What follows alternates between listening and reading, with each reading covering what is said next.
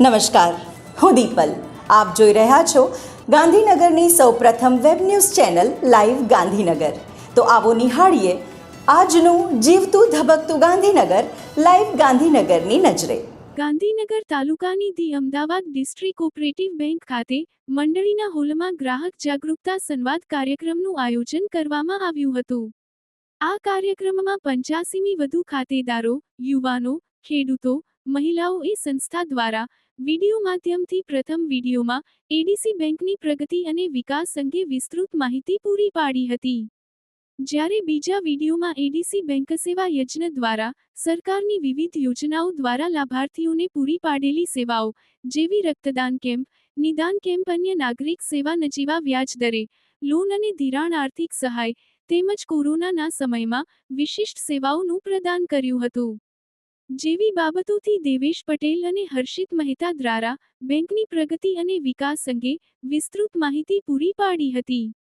આ કાર્યક્રમમાં મોટી સંખ્યામાં ગ્રાહકો, ખાતેદારો, યુવાનો, ખેડૂતો, મહિલાઓ ઉપસ્થિત રહી જાગૃત નાગરિકોએ સંવાદમાં પ્રશ્નોત્તરી રૂપે બેંકની વિશિષ્ટ કામગીરી અંગે સંતોષ વ્યક્ત કર્યો હતો.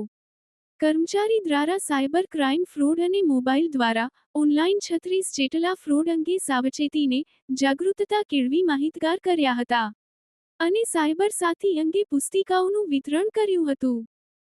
સેન્ટ્રલ રિઝર્વ પોલીસ ફોર્સના ડિરેક્ટર જનરલના નિર્દેશન મુજબ અને CWA નીતિઓ અનુસાર કમ્પોઝિટ હોસ્પિટલ, ગાંધીનગર અને RCWA દ્વારા તેજાઈ સેન્ટર, ગાંધીનગરના સહયોગથી પરિવાર કલ્યાણ કેન્દ્ર, CRPF ગાંધીનગર ખાતે એક મફત આંખ તપાસ અને જાગૃતિ શિબિરનું આયોજન કરવામાં આવ્યું હતું.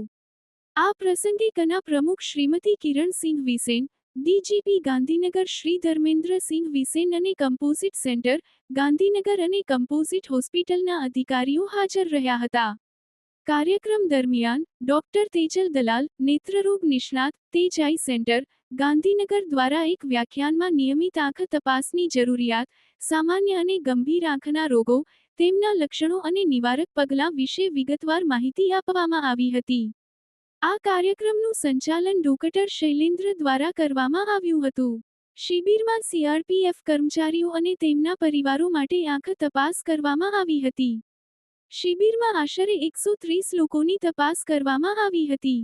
સમાપન સમારોહમાં DIG મેડિકલ ડોક્ટર રચપાલ સિંહે RCWA પ્રમુખ સહિત તમામ સહભાગીઓ અને આયોજકોનો આભાર માન્યો.